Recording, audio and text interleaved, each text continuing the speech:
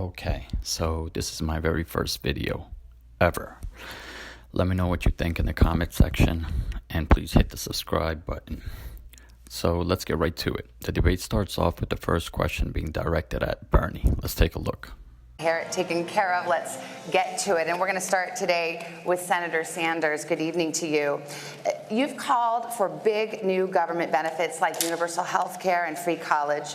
In a recent interview, you said you suspected that Americans would be, quote, delighted to pay more taxes for things like that. My question to you is, will taxes go up for the middle class in a Sanders administration?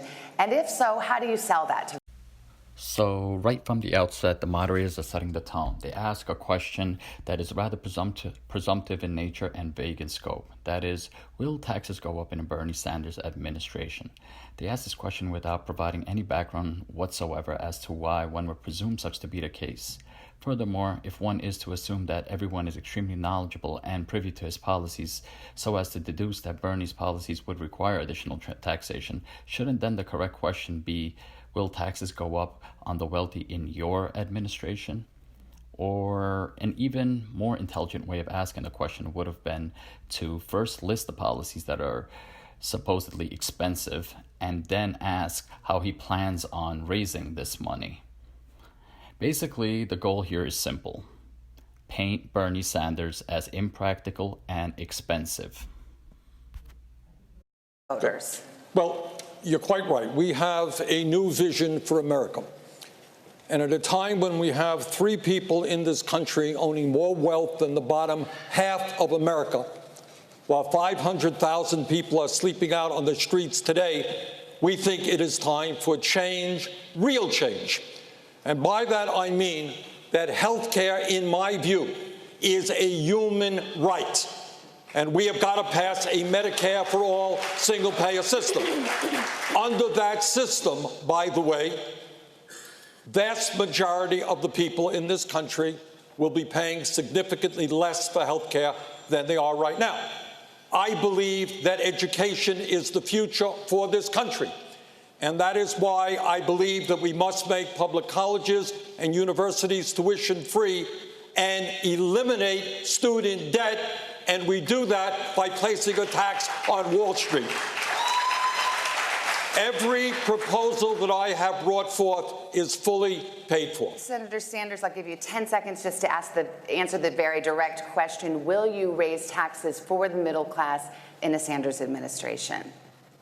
People who have health care under Medicare for all will have no premiums, no deductibles, no co-payments, no out-of-pocket expenses. Yes, they will pay more in taxes, but less in health care for what they get. Thank you, Senator. Wow. A less intelligent person would play this game and spend the entire night on the defensive, making clarifications and correcting the moderators, only to have their time taken up by this sort of garbage. Luckily, Bernie avoids this trap and answers the questions by getting out the key point. That is, his goal is to eliminate student debt and make colleges free by taxing Wall Street. So if you pay close attention to his response, you have your answer as well. He plans to pay for these things by increasing Wall Street's taxes, i.e. the rich, not simply increasing taxes on everyone, which the moderator's loaded questions seems to imply. Then, to make things worse, the moderator completely ignores his response and tries to ask this stupid question once again in an effort to suggest that for some reason Bernie is going to increase taxes on everyone. From here, the second question goes to Biden. And look at the stark contrast between the questions directed at Bernie versus the one that's going to be directed at Joe Biden. President Biden, Senator Sanders, as you know, has been calling for a revolution. Recently, in remarks to a group of wealthy donors, as you were speaking about the problem of income inequality in this country, you said, we shouldn't, quote, demonize the rich. You said, nobody has to be punished. No one's standard of living would change. Nothing would fundamentally change. What did you mean by that? What I meant by that is, look, Donald Trump thinks Wall Street built America. Ordinary middle-class Americans build America. My dad used to have an expression. He said, Joe, a job is about a lot more than a paycheck. It's about your dignity. It's about respect. It's being able to look your kid in the eye and say everything's going to be okay. Too many people who are in the middle class and poor have had the bottom fall out under this proposal. What I'm saying is that we've got to be straightforward. We have to make sure we understand that to return dignity to the middle class, they have to have insurance that is covered and they can afford it. They have to make sure that we're in a situation where there's continuing education and they're able to pay for it. And they have to make sure that they're able to breathe air that is clean and they have water that they can drink. Look, Donald Trump has put us in a horrible situation. We do have enormous income inequality. And the one thing I agree on is we can make massive cuts in the $1.6 trillion in tax loopholes out there, and I would be going about eliminating Donald Trump's tax cuts for the wealthy. Vice President Biden. Okay, so Biden doesn't want to tax Wall Street. Nothing will change under his administration. Everything will be the same, but he's going to somehow remove tax loopholes for the wealthy. Somebody needs to tell Biden that removing tax loopholes for the wealthy is not very different from taxing Wall Street. Kamala Harris and Governor Hickens will then step in to give their own 2 cents on the matter, with the latter using most of his time to indirectly attack Bernie. I hear that question, but where was that question when the Republicans and Donald Trump passed a tax bill that benefits the top 1% and the biggest corporations in this country, contributing at least $1 trillion to the debt of America, which middle-class families will pay for one way or another? Working families need support and need to be lifted up, and frankly, this economy is not working for working people. For too long, the rules have been written in the favor of the people who have the most and not in favor of the people who work the most, which is why I am proposing that we change the tax code. So for every family that is making less than $100,000 a year, they will receive a tax credit that they can collect up to $500 a month, which will make all the difference between those families being able to get through the end of the month with dignity and with support or not. And on day one, I will repeal that tax bill that benefits the top 1% and the biggest corporations of America. Senator Harris, thank you. Governor Hickenlooper, let me get you in on this. You've warned that Democrats will lose in 2020 if they embrace socialism, as you put it. You were booed at the California Democratic Convention when you said that. Only one candidate on this stage, Senator Sanders, identifies himself as a democratic socialist. What are the policies or positions of your opponents that you think are veering towards socialism? Well, I think that the bottom line is if we don't clearly define that we are not socialists, the Republicans are going to come at us every way they can and call us socialists. And if you look at the Green New Deal, which I admire the sense of urgency and how important it is to do climate change. I'm a scientist, but we can't promise every American a government job. If you want to get universal health care coverage, I believe that health care is a right and not a privilege. But you can't expect to eliminate private insurance for 180 million people, many of whom don't want to give it up. In Colorado, we brought businesses and nonprofits together. We got to near universal health care coverage. We were the first state in America to bring the environmental community and the oil and gas industry to aggressively address methane emissions. And we were also the first place to expand reproductive rights on a scale basis, and we reduced teen pregnancy by 54%. We've done the big progressive things that people said couldn't be done. I've done what pretty much everyone else up here is still talking about doing. Wow, Bernie really has his work cut out for him today because they are coming at him from all angles. Not only are they coming at him with the whole socialist thing, but they're using the lesser candidates as pawns to get the point across. That is, Bernie is impractical, i.e. a socialist, and expensive. Naturally, you will now ask Bernie to respond to an entire freaking discussion that they started in the first place. This will use up most of his speaking time addressing this sort of nonsense. Furthermore, it will fortify the imprinting of these associations on the minds of the public. But after Bernie Sanders replies to this garbage, something interesting will happen. Let's take a look. What is your response to those who say nominating a socialist would re-elect Donald Trump?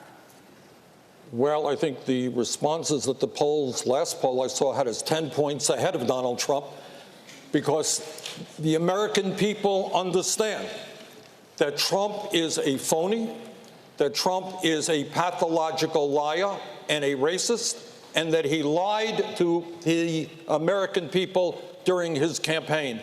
He said he was going to stand up for working families.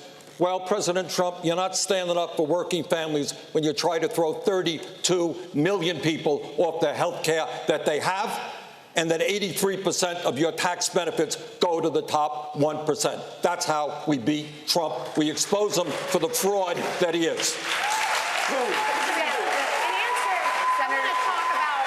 Senator Gillibrand, 30 seconds. I disagree with both their perspectives. The debate we're having in our party right now is confusing because the truth is there's a big difference between capitalism on the one hand and greed on the other. And so all the things that we're trying to change is when companies care more about profits when they do about people. So if you're talking about ending gun violence, it's the greed of the NRA and the gun manufacturers that make any progress impossible. It's the greed of the insurance companies and the drug companies when we want to try to get health care as a right and not a privilege. So there need not be disagreement in the party because, in truth, we want healthy capitalism. Thank you. We don't want corrupted capitalism. Thank you. I want to be fair to all the candidates. Thank you. Senator Bennett, you have said, quote, it's possible to write policy proposals that have no basis in reality. You might as well call them candy. Were you referring to any candidate or proposal in particular when you said that? Was that directed to me? Yes, that was your quote. That sounded like me. Thank you. It was you. I appreciate it.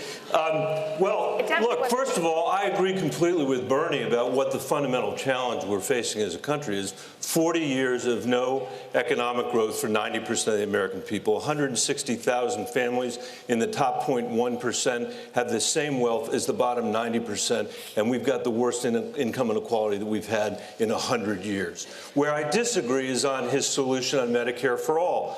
You know, I have proposed getting to universal health care, which we need to do. It is a right. Health care is a right. We need to get to universal health care. I believe the way to do that is by finishing the work we started with Obamacare and creating a public option that every family and every person in America can make a choice for their family about whether they want a public option, which for them would be like having Medicare for all, or whether they want to keep their private insurance. I believe we will get there much more quickly if we do that. But wait, Bernie, if I could just finish, Bernie mentioned that the taxes that we would have to pay. Because of those taxes, Vermont rejected Medicare for all. Senator, and we should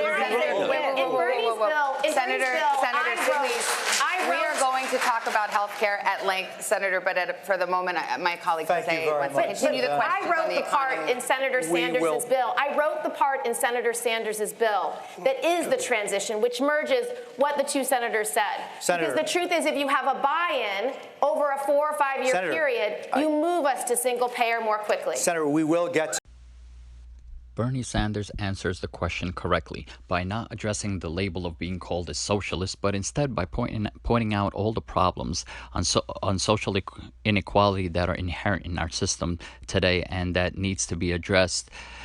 The same type of problems that, if addressed properly, would likely be labeled as socialist, which is a dirty code word in the U.S. as something that is lazy, impractical, and simply doesn't work. A system that is so poorly understood that in the minds of the public conjures up an image of free handouts and free riders abusing the system. Then Senator Kirsten Gillibrand from New York will come in and sort of defend Bernie by basically stating all the things that he stands for, but she will label them under the umbrella of quote-unquote healthy capitalism rather than corrupted capitalism. This is then followed by an interjection by Senator Michael Bennet from Colorado, who attacks Bernie in the most passive-aggressive manner you'll ever see. Bennet argues that the U.S. should, quote, finish what we started with Obamacare, end quote, by creating a public option that is accessible to anyone who wants it. Which is a fairly sensible thing to say, I guess, but then Bennett's comments instigates a split-screen shot with Sanders, who shakes his head in a Hulk Hogan-esque fashion when Bennett said that Bernie rejected Medicare for all because of the tax increases needed to pull it off. Michael Bennett's BS is too much for Kirsten Gillibrand, who again comes to Bernie's rescue. It looks like Kirsten Gillibrand and Kamala Harris, as we shall see later, is Team Bernie Sanders, while most of the other candidates, along with the Democratic Party itself, and perhaps even the moderators, are determined to bring Bernie down.